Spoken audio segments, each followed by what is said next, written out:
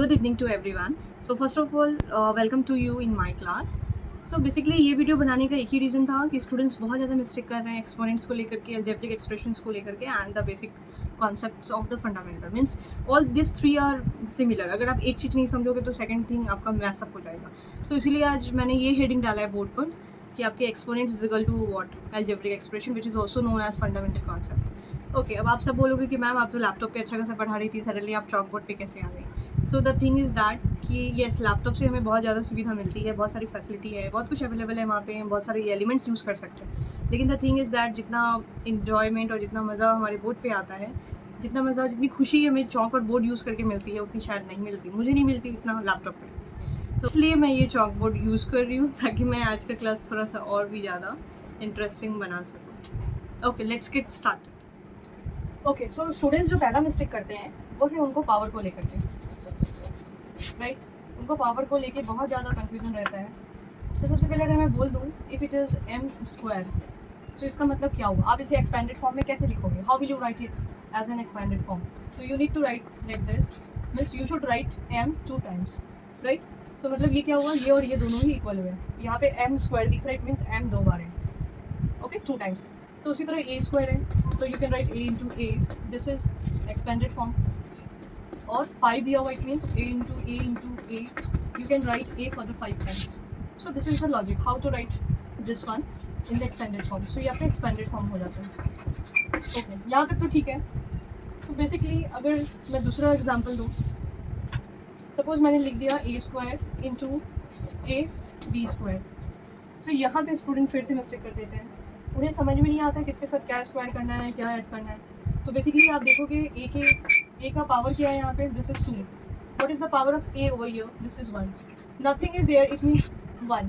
सो आपको ए का पावर यहाँ ऐड करना है, क्योंकि एक्सपोनेंट्स में ऑलरेडी हम लोगों ने सीख लिया है कि आपकी अगर यहाँ पे मल्टीप्लिकेशन साइन हो, so we always add their powers. Okay, if their bases are same. तो यहाँ पे बेस सेम नहीं है, बट जनरली हम लोग जब मल्टीप्लाई करते हैं तो इसको ए को काउंट करते हैं, means their powers that should be counted and then be square.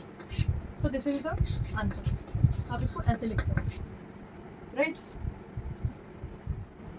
Okay, सो आज की क्लास में मैंने ये फीडबैक पाया कि स्टूडेंट्स कोफिशिएंट तो समझ रहे हैं वो कोफिशिएंट क्या है, बट उसको सॉल्व कैसे किया जाता है. अगर आपसे कुछ किसी भी चीज़ का कोफिशिएंट पूछा जाए तो how will you find their coefficient. So यहाँ पे स्टूडेंट जाकर के फंस जा रहे हैं, उन्हें ये चीज़ समझ में नहीं आती. सो मैं यहाँ पे एक एग्जांपल दे रही हूँ. सपोज मैंने लिखा -2x² y. This is the main question, ये आपकी मेन क्वेश्चन है. अब आपको क्या करना है, इस क्वेश्चन में किसी चीज़ का कोफिशिएंट फाइंड आउट करना है. तो वो क्या है? So find the coefficient of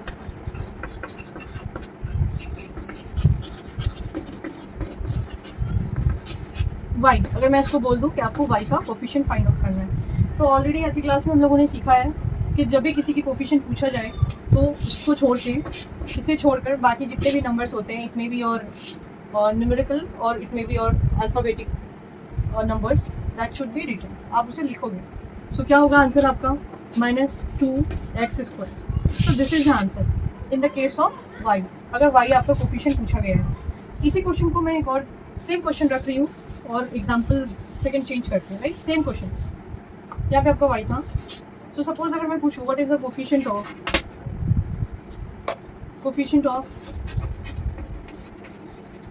x², right. So आप क्या करोगे, x² को छोड़कर बाकी जितने भी हैं लिखे हुए नंबर्स और अल्फ़ाबेट्स, आप उसे आंसर में लिखोगे. So this is the way how to find the coefficient, right. तो यहाँ पे देखो ये बहुत सिंपल है. ओके, सो एक और एग्जांपल दे रही हूँ. -2 मैंने पूछा what is the coefficient of -2. तो आप इसे और इसे कट करोगे and this is the answer, right. Okay, so next question अगर मैं means actually the next question is this is the example. मैंने अगर ये एग्जांपल दे दिया 3x³ y² z² एंड आपसे पूछ रही हूँ what is the coefficient of x, right. So अब आप बोलोगे मैम हमारा तो यहाँ x है ही नहीं और x जो भी है वो उसकी पावर तो क्यूब है, तो हम लोग क्या करें, हमारा तो x इसके साथ मैच नहीं हो रहा. आप बोल सकते हो ma'am they are unlike terms.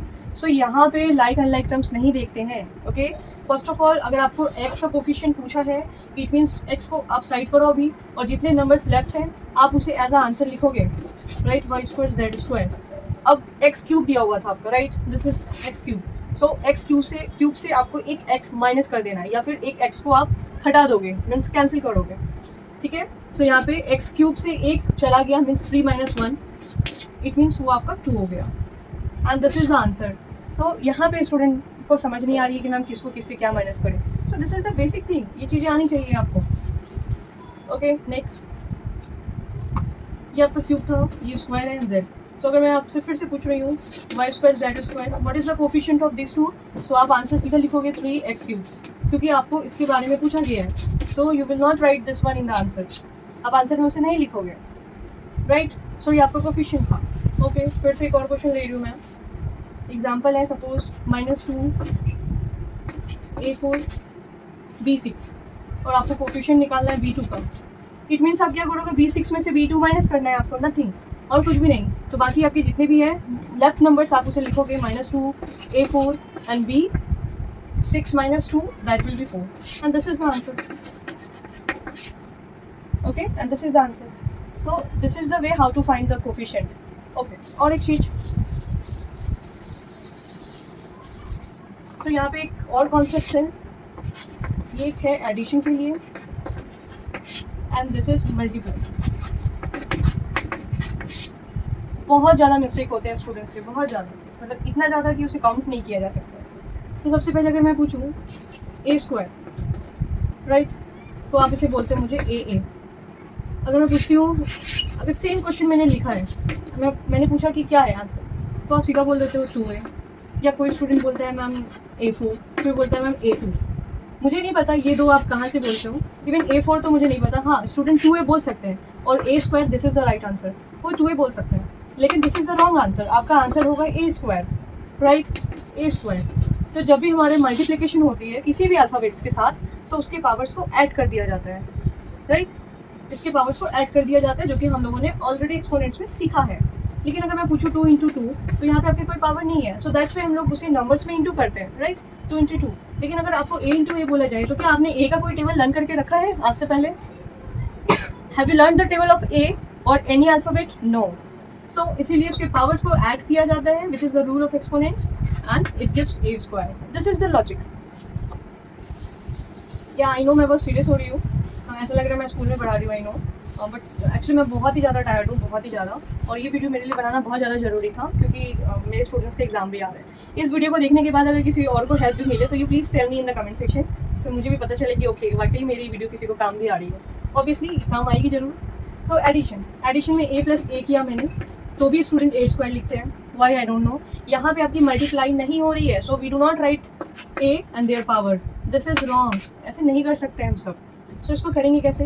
A के पास कोई नंबर नहीं है, सो इट मीन्स यहाँ पे 2 A हैं, 1A + 1A, and it gives 2A। Okay मैं एक और एग्जांपल दे रही हूँ, सपोज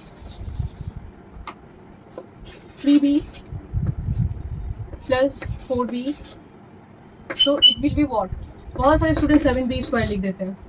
क्यों B स्क्वायर क्यों आएगा आपका? No, this is wrong. आप यहाँ पे मल्टीप्लाई नहीं कर रहे हो, we are doing addition. So just हमें नंबर्स को ऐड करना होता है। यहाँ हम लोग सिर्फ नंबर्स को ऐड करेंगे, and you will get 7B, only 7B, that's enough. Okay so इसे मैं रिमूव कर रही हूँ।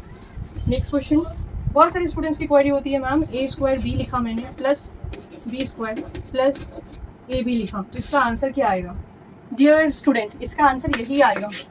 इसको हम लोग कुछ नहीं कर सकते, सिवाय एक काम कर सकते हैं, D को कॉमन लिया जा सकता है, जो कि अभी आपकी क्लास 7 में नहीं सिखाई गई है कि आप उसे कॉमन क्या लोगे, ठीक है। उसे कॉमन लिया जा सकता है क्योंकि तीनों में वो कॉमन है। तीनों का मतलब है यहाँ पे हम लोगों ने सीखा था, ये कितने टर्म्स है? 3, राइट, ये 3 टर्म्स है, so it will be trinomial, ठीक है, इसे ट्राइनोमियल बोलते हैं। अगर आपके 2 टर्म्स होते इट मीन्स बाइनोमियल, राइट।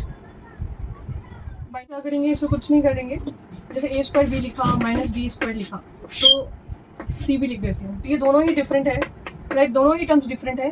सो ना तो हम इसे ऐड कर सकते हैं, ना ही सब्ट्रैक्ट कर सकते हैं, क्योंकि हम लोगों ने लास्ट क्लास में सीखा था लाइक और अनलाइक टर्म्स, लाइक और अनलाइक टर्म्स, तो इसीलिए इसे कुछ नहीं कर सकते, okay, in the case of addition और सब्ट्रैक्शन। सो अभी मैं यहाँ पे स्टॉप करती हूँ क्लासेस को, बिकॉज मुझे थोड़ी एनर्जी की ज़रूरत है।